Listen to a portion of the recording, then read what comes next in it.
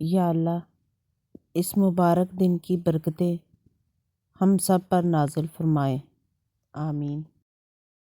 جسے کوئی نہیں جانتا اسے رب جانتا ہے، راز کو راز نہ سمجھو وہ سب جانتا ہے۔ توبہ کا خیال خوش بختی کی علامت ہے، کیونکہ جو اپنے گناہ کو گناہ نہ سمجھے وہ بدقسمت ہے۔ لوگوں کو معاف کر کے بے شک بیوقوف بن جاؤ، لیکن یہ سب سے بڑی دانائی ہے۔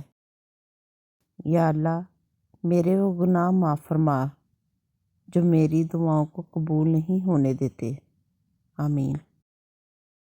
کچھ نیکیاں ایسی بھی ہونی چاہیے جن کا اللہ کے سوا کوئی گواہ نہ ہو۔ اے میرے رب مجھے تنہا نہ چھوڑ، تیرے سوا میرا اور کوئی سہارا نہیں۔ مجھے دکھوں سے نجات دے اور مجھے صبر سے جینا سکھا دے۔ دعا ہے کہ اللہ آپ کے دامن کو ہمیشہ خوشیوں سے بھرا رکھے اور اپنی رحمتوں سے نوازے، آمین۔ اور یقین کرے اللہ پاک وہاں سے دروازہ کھولتے ہیں جہاں سے گمان بھی نہیں ہوتا۔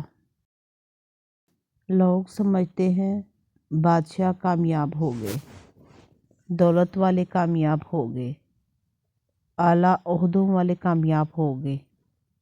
قرآن کہتا ہے کامیاب ہو گئے ایمان والے۔ تمہارے دنوں میں سب سے زیادہ فضیلت والا دن جمعے کا دن ہے، پس تم اس دن مجھ پر کثرت سے درود بھیجا کرو، اس لیے کہ تمہارا درود مجھ پر پیش کیا جاتا ہے۔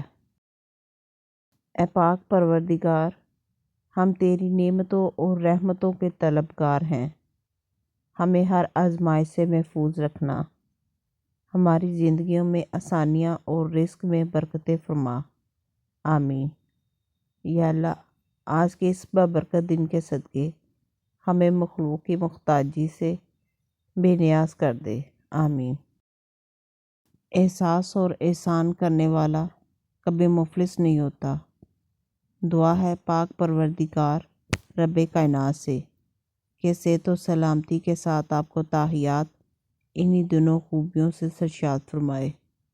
وہ تمام محبتیں اور رحمتیں جو اللہ اپنے خاص بندوں پر نچھاور کرتا ہے، وہ سب اللہ رب العزت آپ کو اور آپ کے اہل خانہ کو نصیب فرمائے، آمین۔ جب سکون کی کمی محسوس کرے تو اپنے رب کے سامنے توبہ کرے، کیونکہ یہ انسان کے گناہ ہی ہیں جو دل کو بے چین رکھتے ہیں۔ پاک پروردگار آپ کو اور آپ کے اہل خانہ کو سکون قلب، صحت و کاملہ، رزق میں برکت اور مخلوق کی محتاجی سے بے نیاز فرمائے، آمین۔ رسول اللہ صلی اللہ علیہ وسلم نے فرمایا ہر نبی کو ایک دعا حاصل ہوتی ہے جو قبول کی جاتی ہے، اور میں چاہتا ہوں کہ میں اپنی دعا کو آخرت میں اپنی امت کی شفاعت کے لیے محفوظ رکھوں۔